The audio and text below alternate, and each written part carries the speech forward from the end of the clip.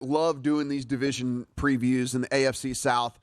Certainly a division that maybe I think I've got a pretty good beat on. I would, of all the divisions, I think, Mike, this would probably be the one that surprises me the absolute most if things went kind of haywire from where I think that they're going to go.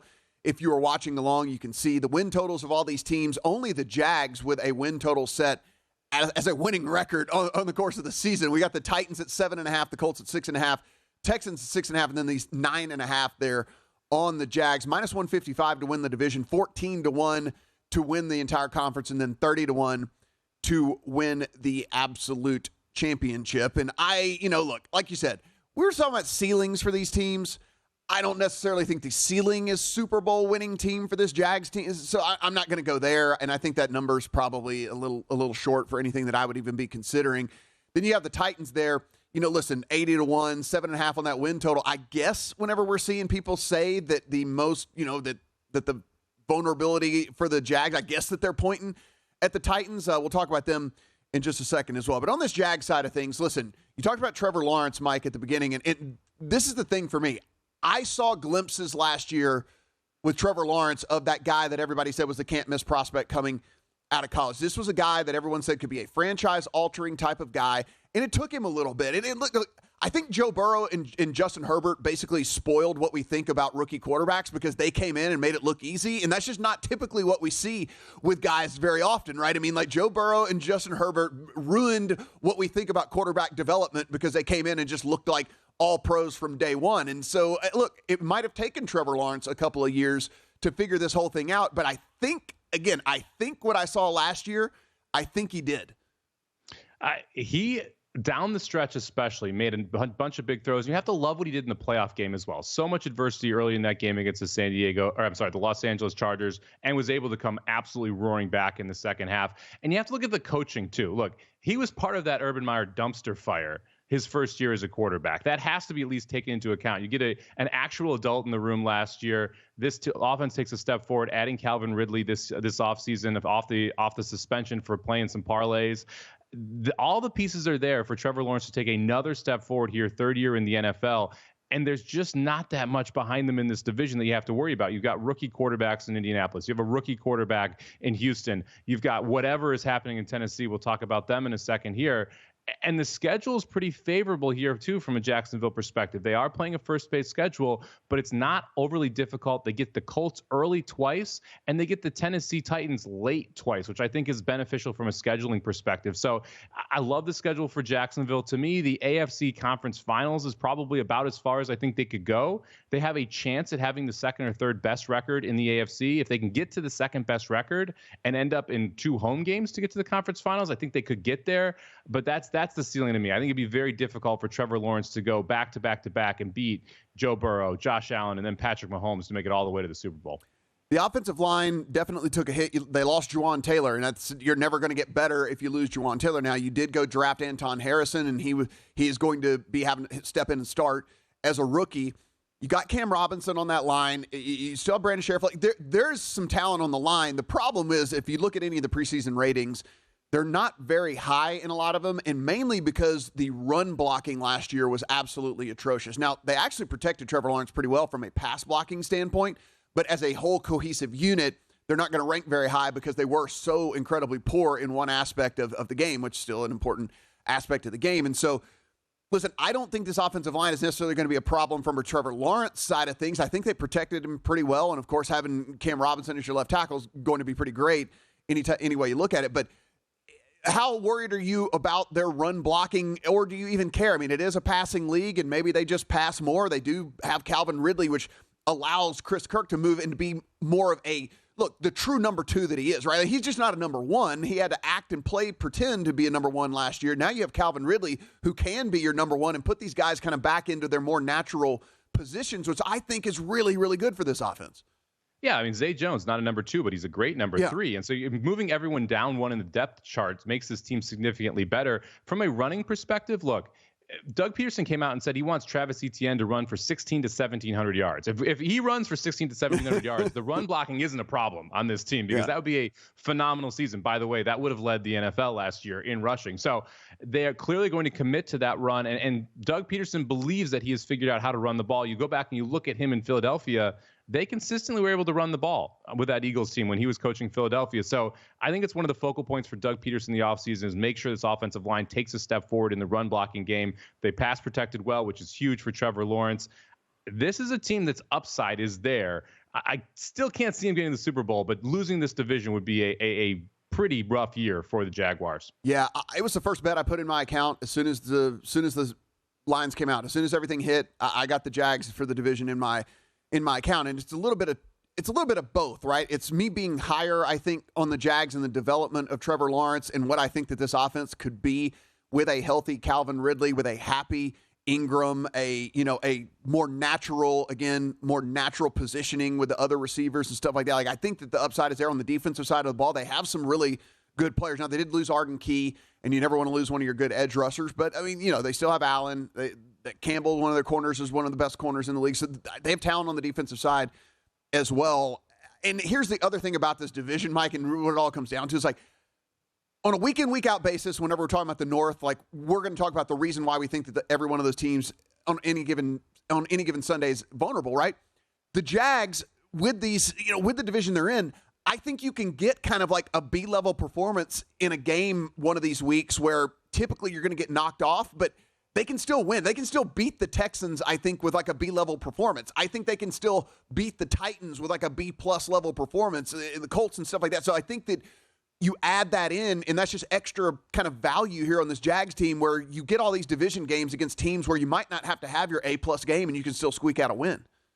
You've also got 2 games in London here. And this is a team that essentially gets 2 extra home games because the Jaguars, because they played so much in London, have become London's team in a lot of ways. So now that they're good, you're going to get even more support for the Jacksonville Jaguars over there. So you get the benefit of having an additional home game instead of that in London there. So I like that aspect of it. And like you said, look, it's not going to take your A effort to beat your in-division rivals. And it may just take 9 wins to win your division as well. They could go under the win total and still win this division. You got to remember, this came down to the last week last year, and it wasn't a pretty game, but Jacksonville was able to get it done. Tennessee Titans, a team, again, that I'm kind of looking to fade in some way, shape, or form. Again, I already bet against them. They end up signing DeAndre Hopkins. I don't really know what that means because you still have Ryan Tannehill at quarterback, right? And I mean, not that Tannehill's terrible, but Tannehill is league average on his best day, right? And so, yeah, you get DeAndre Hopkins, but what does that really do? I think if anything, maybe it takes some of the pressure off of Burks and maybe he has at least a little bit better season, but that's kind of it for me. And Mike, look, we know this team basically goes as far as Derrick Henry will take them. I mean, one of these days he's got to slow down. I don't know if it'll be this year or not, but we've seen running backs kind of fall off of a cliff over the course of an offseason. I'm not suggesting that Derrick Henry is going to do that, but look, he has a lot of mileage on those tires, and this is a dude that has taken a bunch of hits, a bunch of beating, and I just don't know if he can continue to be one of the very best running backs in the league with as much work as he's getting. Yeah, he's the exception to the rule. We've seen consistently when you get this type of carries, when you're getting hit this much at the running back position, you drop off a cliff very quickly. Derrick Henry been able to play at such a high level for so many seasons. You kind of feel like that DeAndre Hopkins signing is, hey, we're going to take one final shot at this with this roster, see what happens here. Tannehill, this is going to be his last year in Tennessee. You've got Derrick Henry there who's long in the tooth. DeAndre Hopkins bringing in the veteran presence. I do think that helps Treylon Burks there as the number 2 wide receiver. Takes a little bit of the pressure off, much like it does Christian Kirk down there in Jacksonville. Offensive line, I've got questions in the pass protection game. We'll see if they're able to protect Ryan Tannehill. Defensively, I like the front 7. I've got some issues in the secondary here. We'll see how that secondary is able to hold up, but the pressure you're able to get from Jeffrey Simmons in that front 7 should help them out. We'll see if it's enough to keep this defense together. Let's put a bow on the Titans here, and this is the biggest thing for me, right? Like, I don't think that Ryan Tannehill is all that great of a quarterback anyway. We already mentioned this, that they have no financial tie to him past this year as it is. Anyway, things kind of go south. We might end up seeing Malik Willis or maybe even we see, other situations play out there. But I'm looking at this to where we're like, hey, what scenario are we looking at? I mean, I guess like injury to Trevor Lawrence. Like, I'm trying to get the path right to the Jags not winning this division. I think there's a path for a lot of other teams. There's a path for a lot of these other ways for this to get home. I don't see a path here other than maybe a Trevor Lawrence injury or something like that. Like, I just don't see it. The talent level, the skill level, an offensive line that's dead last for the Titans. So a guy that I don't think can pass it very well anyway is now going to be behind a terrible offensive line. Like, I just don't know. What am I missing here, Mike? You're not missing anything. And you haven't even mentioned their schedule either. Their first 8 games at New Orleans, that's a loss. Versus the Chargers, that's a loss. At the Browns, that's a loss. Versus the Bengals, that's a loss. They get the Colts on the road. They should win that game. But then they finish it with Ravens, Falcons, Steelers. That's a really tough opening 8 games. And let's say this team is sitting at 2-6 or 1-7 into that season. You're not keeping Henry. You're not keeping Tannehill. Yeah. You're completely revamping this team. So even if you said, okay, well, look, maybe the Titans can get out to a hot start, then you see a Trevor Lawrence injury, Jacksonville regresses. That's not even on the cards here. This is going to be a very difficult early season for the Titans. I love them under early here, especially. I like playing them under their win total early. And then if they decide to sell, this could be an alt under team where you're saying, hey, I'll take under 4.5. Versus under 7.5, and I'll take big time plus money on it, because if they start 1-7 and then they sell, this is going to go south quickly. Yeah, I mean, either Malik Willis or Will Levis, and I mean, like, that's not going to do you any good, right? I mean, that's not going to increase anything, and so yeah, I'm very, very, very bearish on this Titans team. Now, the 2 teams at the bottom, I don't think anybody out there is beating the drum for any of these teams, but let's go ahead. We'll talk about the Colts. And I think the upside for the Colts in a couple of years is there. If Anthony Richardson can kind of get his act together, specifically decision-making and accuracy stuff. Look, we know what he has from an arm talent standpoint. We know how fast he is. We know how athletically gifted he is, but that still has to translate to the NFL game. And we've seen a bunch of super athletes that have not been able to get it done. So, Mike, I don't have very big aspirations here for this Colts team. The 6.5 even seems a little bit high to me. I think if anything, I would be coming in on the under, because I think, look, if you win 4 or 5 games, given this roster, and listen, we still don't know what's going on with Jonathan Taylor. Is he going to honestly actually sit out all season long? Is that really going to be what happens with this team? And if that's the case, you have to downgrade him at least a little bit from there too. That probably the best running back in the game currently. So, man, I don't know. I don't have a lot of love for the Colts. Yeah, to me here, a big part of this is whether or not we get Gardner Minshew in multiple games here. If it's all Anthony Richardson, it's going to be tough for the Colts to go over the 6.5 number. We're going to talk about the AFC North here, the division of death, as we coined it.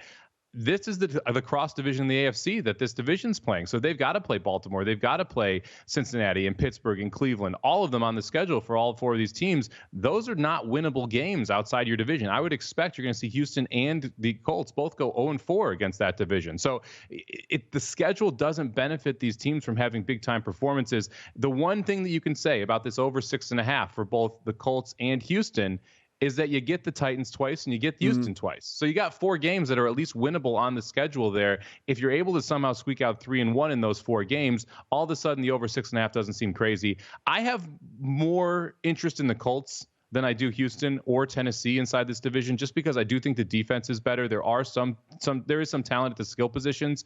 I could see a world where the Colts are the second best team in this division.